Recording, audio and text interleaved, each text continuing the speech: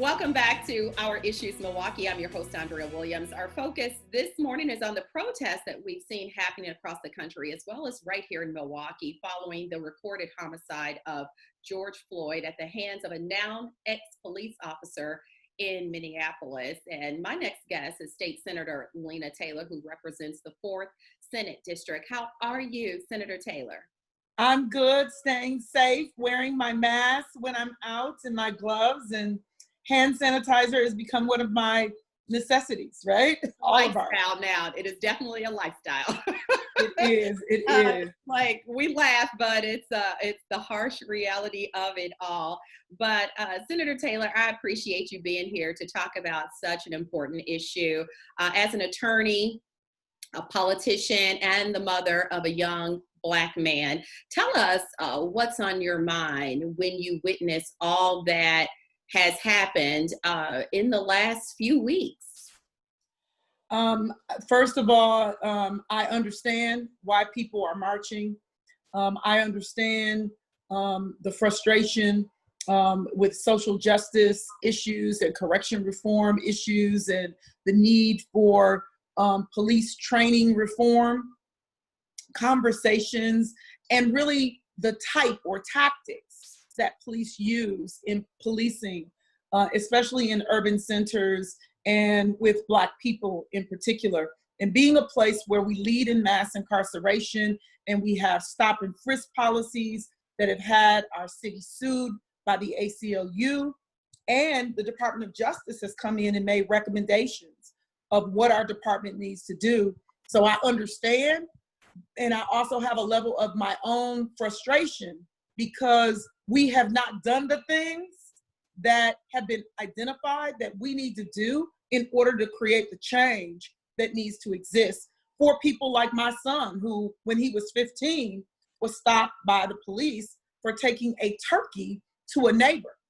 And we have a mayor who has not, very candidly, apologized to the average person like my son, but has apologized for acts that happened in Minnesota, or said that he doesn't, agree with them in Minnesota. But you have issues like that here in your city that you've not apologized for, you've not addressed, and he has not literally done the things to move us in the right direction.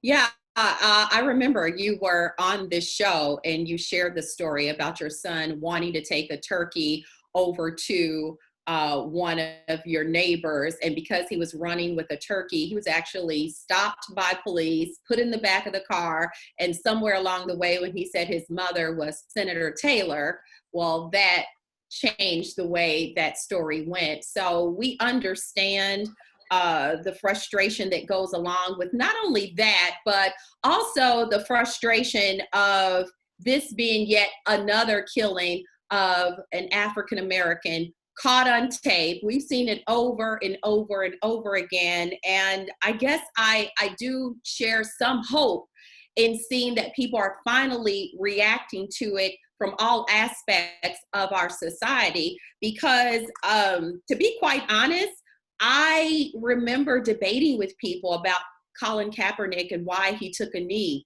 Yes. And trying to explain to people on this show that Black Lives Matter doesn't mean that other lives or blue lives don't matter. And so people are finally starting to get it. And it took a while, but I'm thankful that we are at least at this point. So I know that, when you ran for mayor of Milwaukee, you did speak on the fact of wanting those DOJ recommendations, the ACLU settlement items, and you even talked about community policing. And all of those things are so important to this subject matter that we are looking at today.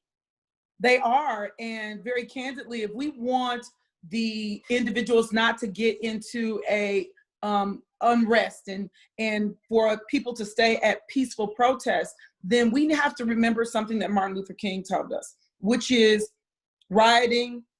This marching and rioting type of concepts is the language of the unheard. So what can we do? We can hear people. We can hear people. We can let them express their pain and their frustration and hear them. Not be defensive, not be any of that, but to hear them. And then we can implement action.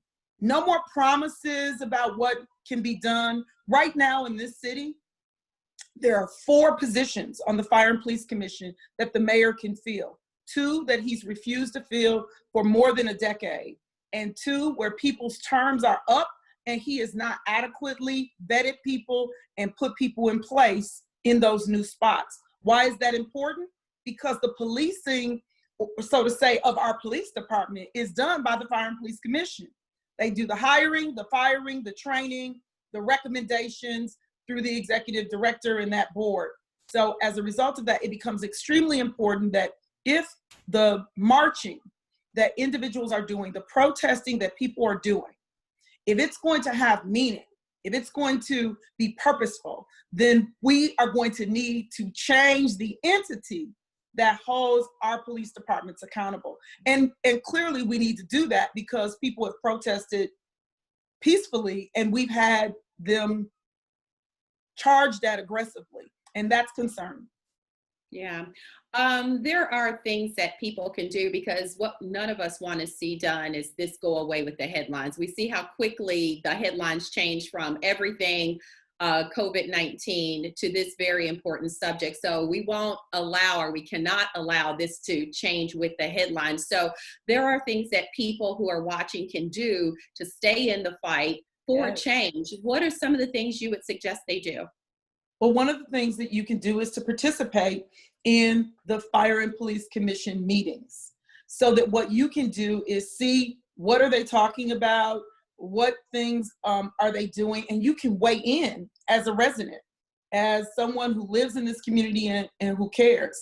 You can also be a part of demanding that we have all of the seats filled on what is called the Fire and Police Commission, but is a citizen commission that's supposed to hold the department accountable. You can do things to inspire the good officers and to say, we appreciate your good work. When we see someone doing that extra community policing work, that different tactic, we need to say, you know what? I love that. And we should share that. We should encourage that. We can do that. We also, though, need to make sure that we're taking the list of things like the sensitive crimes unit and the file that was leaked and the victim's information that was leaked. We need answers to those things. The case that was investigated for Cesar Stinson's death that took so long. Why did that take so long, and what can we do? The officer being fired that killed Joel most recently. That is an issue. And there's a back and forth between the mayor and the chief of whether or not the chief has authority to do it. The investigation by the Fire and Police Commission is completely separate. So we can, my point is, on all those issues, you can be involved. You can call your alderperson. You can write the Fire and Police Commission. You can tell your mayor. The point is that we are the citizens, and what and how our government works is up to us.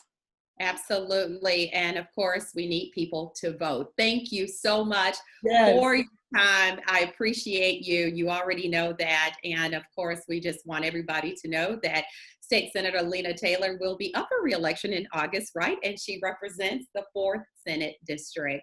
We will return to Our Issues Milwaukee, talking to 6th District Milwaukee Alderwoman, Malele Cogg. So stay right there, and we'll do that right after this.